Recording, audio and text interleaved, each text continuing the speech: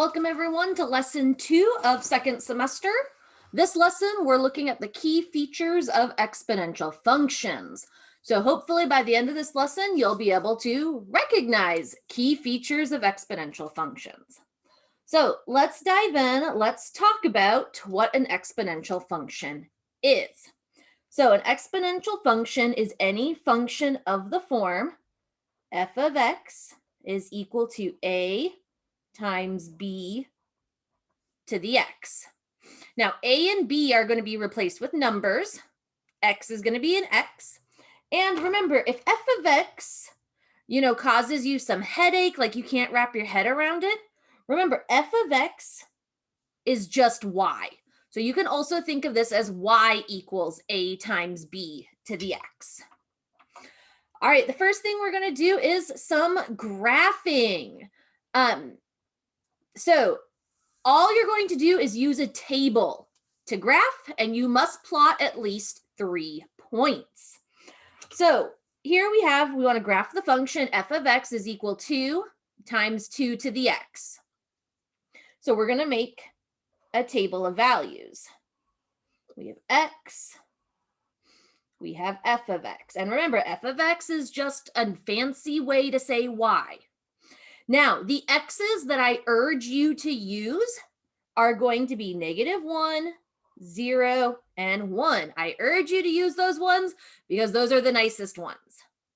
And then now we're going to plug those into x here. So we have 2 times 2 to the -1, 2 times 2 to the 0, and 2 times 2 to the 1.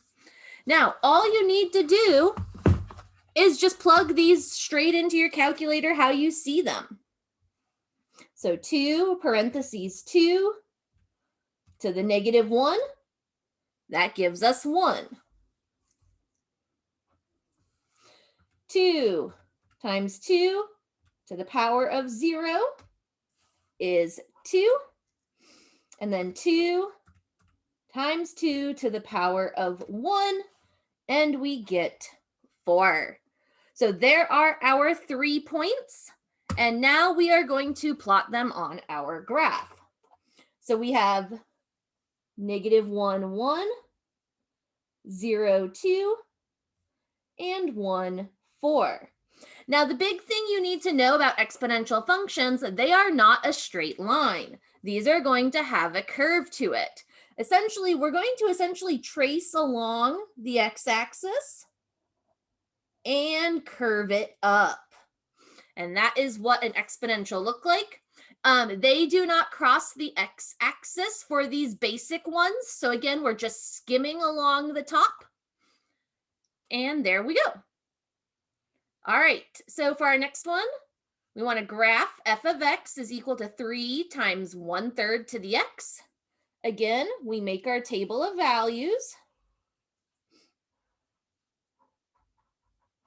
And we're going to use the same 3 x's, -1, 0, 1. One of the other reasons I use just these 3 points is I know they will fit on my graph. If I use any negatives that are smaller than -1 or any numbers bigger than 1, I have the potential for them not to fit on my graph. And we want them to fit on our graph to the best of our ability. So then we have 3 to the 1/3 to the -1, 3 times 1/3 to the 0, and 3 1/3 to the 1. And again, we're going to come here to our calculator. 3 times 1/3 to the -1. So that is 9. 3 to the 1/3 to the 0 is 3. And then 3 to the 1/3 to the 1 is 1. Now, as you can tell from my graph, I only can go up to 6 on my y. So -1, 9 is not going to fit. I will provide you guys in Google Classroom with a document that has bigger graphs a 10 by 10 graph instead of a 6 by 6. So unfortunately, we cannot fit -1, 9 onto here. So let's just start at 0, 3, and then 1, 1. Now this one is going the other way, but again, it just skims right atop the x-axis. So there you have it, graphing basic exponential functions. Now we need to talk about transformations. You guys will not have to graph these, but you will have to describe what's happening.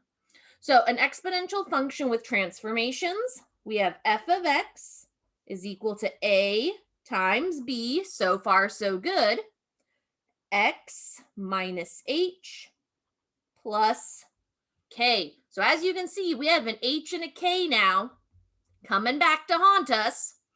Those mean something with transformations. So there are 3 types of transformations you want to be on the lookout for. The first involves the a value. So you can have a positive a or a negative a. A positive a, no reflection. And a negative a has a reflection. So that's all that the a's tell us if it has a reflection or not. Then the h value, if we have minus h, then we shift to the right. If we have a positive h, we shift to the left. And then finally for k, if we have a positive k, it is shifting up. If we have a negative k, it is shifting down. So that's all I want you guys to do with the transformations, is just identifying them. So here, identify the transformations of the function -4 times 0.5 x to the x plus 1 minus 7. So again, we have to look at our a, our h, and our k. So our a is negative. So we have a reflection. And then next, we have to look at our h value. Since it is positive h, we move left. And then since it's plus 1, it's left 1 spot. And then we look at our k. It's minus 7, so it is going down. So we have down 7. So there you go. There is our first page of notes, and we'll continue into the second for our second page.